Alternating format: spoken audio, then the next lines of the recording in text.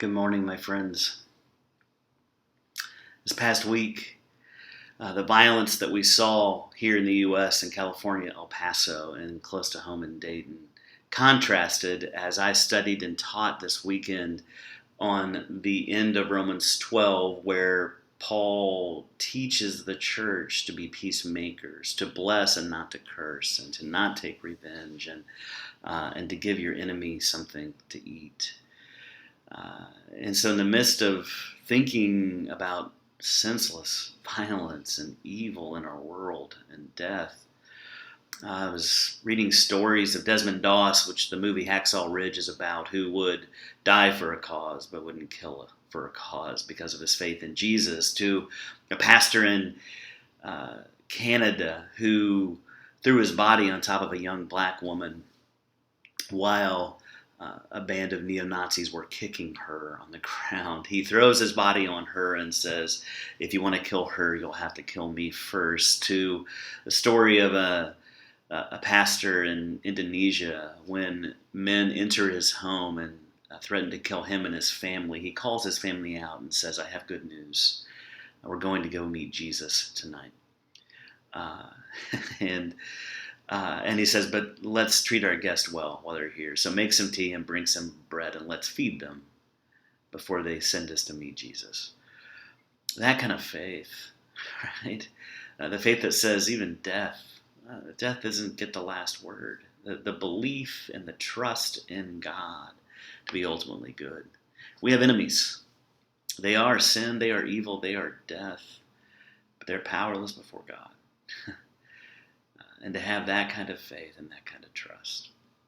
So let's pray through some of Psalm 68. It's a long one, so we'll pray through some. And as we hear enemies, think of sin, evil, and death, and as God is victorious and worthy of praise. Dear God, rise up. You are our Father. Rise up and show yourself. And may your enemies be dispersed. May sin, evil, and death be dispersed. As smoke disappears when it's blown by the wind, may you blow away your enemies forever. As wax melts in the presence of fire, may your enemies' hearts melt away just in your presence. May sin, evil, and death melt away. And may we, who are in right relationship with you, may we rejoice in the presence of you who are our true God, so that we may be glad and rejoice. Let us celebrate with joy. We sing songs of praise to you, Father, just the praise that belongs to you for who you are. Our voices ring out in songs of praise to you. You're the one who rides to the deserted places. Your name is eternal. And we celebrate in your glorious presence.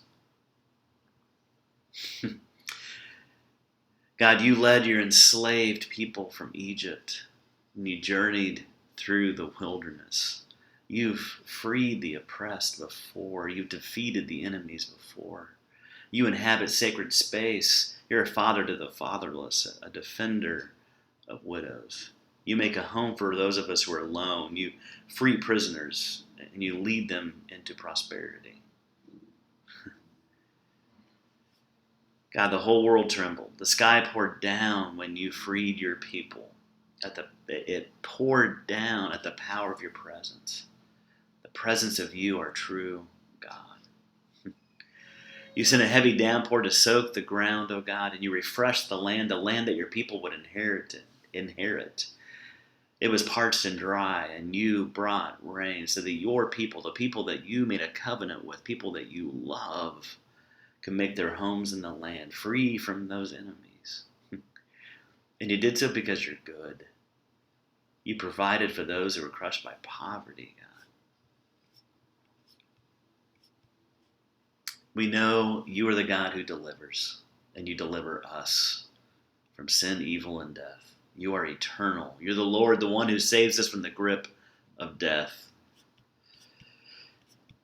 And so to him who rides high up above the heavens, which have been there since ancient times, we watch and we listen. And your voice speaks, and it's powerful and strong, God. All power is yours, Father.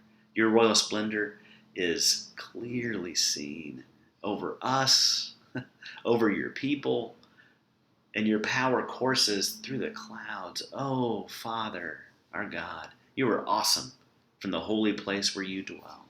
You are the true God of Israel, and you grant us strength and power. Blessed be our God.